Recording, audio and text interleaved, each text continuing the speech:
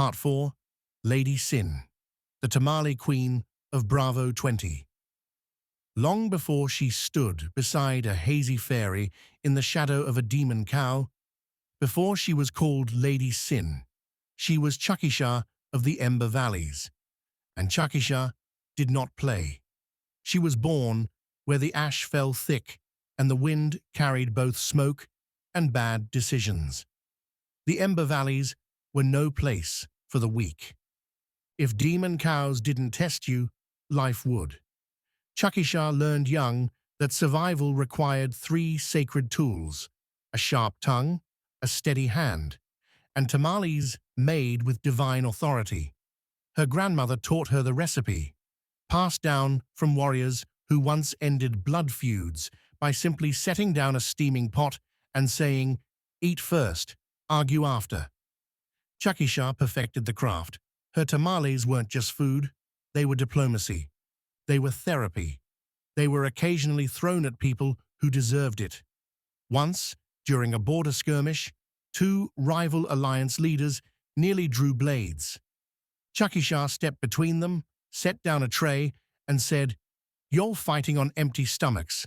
That's the real problem," in her typical sassy tone. 30 minutes later, both captains were weeping over pork verde and apologizing to each other. That was power. She had discipline, a backbone, and clarity. But Destiny had a sense of humor. One afternoon, she spotted a tiny golden-winged fairy floating dangerously close to Empress DD's outer guard. He was smiling at the soldiers, complimenting their succulent male physiques and eyeing them with lust while offering peace in a war zone, with the smell of bacon and marijuana emanating from his pores.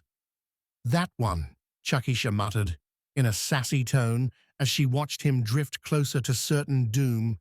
"He ain't built for this place." When Empress DD's temper flared and Wicket nearly got swatted for speaking out of turn, Chakisha stepped in, hands on hips, eyebrow raised. "Try it," she told the demon cow. Empress DD reconsidered.